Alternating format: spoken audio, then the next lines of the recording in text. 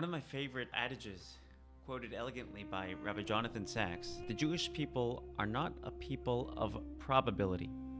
We're a people of possibility. We need to have hope. We have to remember that there always is hope. We have God on our side. And I'd like to share with you three biblical stories that remind us that we need to have hope even in the most strenuous and difficult of situations. Story number one: the story of Hannah, the mother of Shmuel. Hannah was barren. She had no children. She was in a lot of pain. All the other ladies were having children. She felt lonely. She felt isolated. What is my purpose in life? What's going on here? She went up to the Mishkan, to the tabernacle in Shiloh.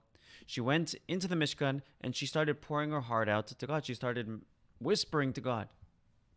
The Kohen Gadol Eli came to her and says, Hannah, what are you doing? You're drunk. She was accused of being drunk. She looked ridiculous.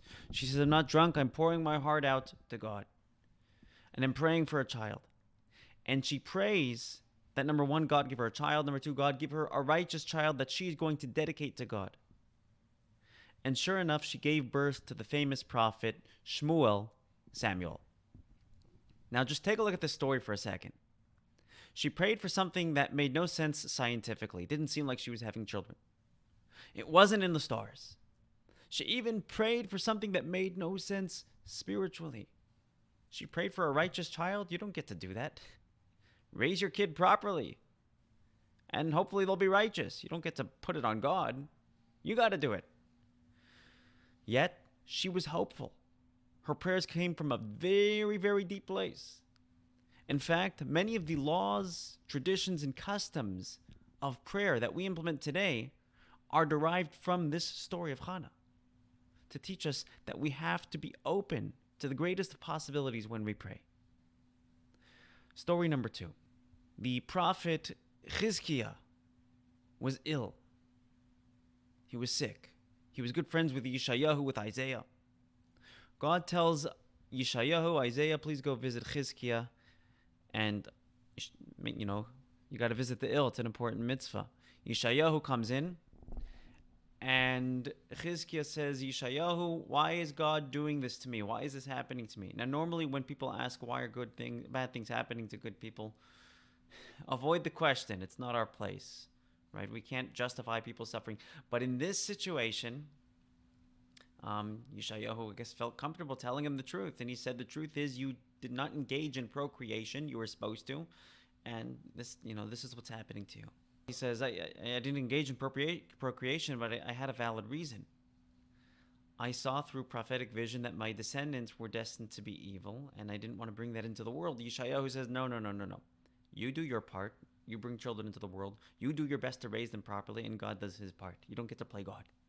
He says, okay, I'll try to make it up. I'll procreate. And, you have a sister that's unmarried. How about I'll marry her?